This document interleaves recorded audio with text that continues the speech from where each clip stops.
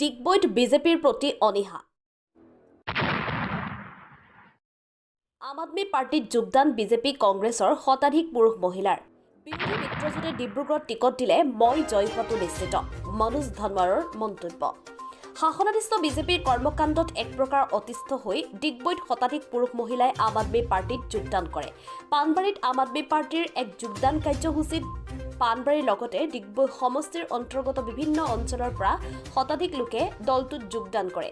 কংগ্ৰেছ নেত্ৰী ৰঞ্জনা সন্দিকৈ, দুলাল কোঁৱৰ, অৱসৰপ্ৰাপ্ত শিক্ষক নকুল দিহিঙীয়া, বিজেপি দলৰ কৰ্মী থানেশ্বৰ কোঁৱৰ, জ্যেষ্ঠ কংগ্ৰেছ কৰ্মী সনানন্দ তিৰ্কী, পাণবাৰী গাঁৱৰ বয়োজ্যেষ্ঠ মহিলা চেলিমাই সন্দিকৈ সহ শতাধিক পুৰুষ মহিলাই যোগদান কৰে। যোগদান কাৰ্যসূচীত আপৰ ৰাজ্যিক উপসভাপতি মনোজ ধনৱাৰ উপস্থিত থাকে। সকলোকে দললৈ আদৰণি জনায়। অনুষ্ঠানত বহু লোকে বিজেপিৰ কৰ্মকাণ্ডত অতিষ্ঠ হৈ পৰা বুলি উল্লেখ কৰি আপৰ সততা আৰু মূল্যবোধৰ ৰাজনীতিৰ প্ৰতি আকৃষ্ট হৈ দলটোত যোগদান কৰে বুলি জানিবলৈ দিয়ে। অনুষ্ঠানত আম আদমি পাৰ্টিৰ যুৱ শক্তিৰ অসম ৰাজ্যিক উপসভাপতি বাবুল বিকাশ চেতিয়াসহ স্থানীয় কেইবাজনো নেতা উপস্থিত থাকে। ইপিনে আম আদমি পাৰ্টি অসমৰ উপসভাপতি তথা ডিব্ৰুগড় লোকসভা সমষ্টিৰ আম আদমি পাৰ্টিৰ প্ৰস্তাৱিত প্ৰাৰ্থী মনোজ ধনৱাৰ সৈতে হোৱা আছুতীয়া সাক্ষাৎকাৰত কয়, সাংগঠনিকভাৱে ডিব্ৰুগড় লোকসভা সমষ্টিত আমাৰ দল সম্পূৰ্ণ সাজু। পঞ্চায়ত আৰু বুথ পৰ্যায়ৰ সমিতিসমূহ গঠন হৈ গৈছে।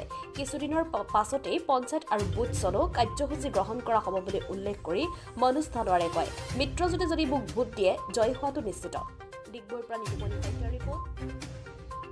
ডিগবৈ সমষ্টিৰ অন্তৰ্গত গোলাই গাঁও পঞ্চায়তৰ পাণবাৰী অঞ্চলত আজি শতাধিক লোক আম আদমি পাৰ্টিত যোগদান কৰে আৰু অৰবিন্দ কেজৰিৱাল ডাঙৰীয়াৰ প্ৰতি তেওঁলোকে নেতৃত্বৰ প্ৰতি আস্থা ব্যক্ত কৰে আৰু প্ৰতিশ্ৰুতিবদ্ধ হয় যে দুৰ্নীতিৰ বিৰুদ্ধে আম আদমি পাৰ্টিয়ে যিটো আন্দোলন দেশজুৰি আন্দোলন গঢ়ি তুলিছে তাত তেখেতলোকে লগ দিব আৰু আগন্তুক নিৰ্বাচনত বিজেপিৰ বিৰুদ্ধে এটা প্ৰবল এটা ডাঙৰ ৰাজনৈতিক দল হিচাপে থিয় দিব আৰু ৰাইজক আগবঢ়াই লৈ যাব বুলি ৰাইজে প্ৰতিশ্ৰুতিবদ্ধ হৈছে।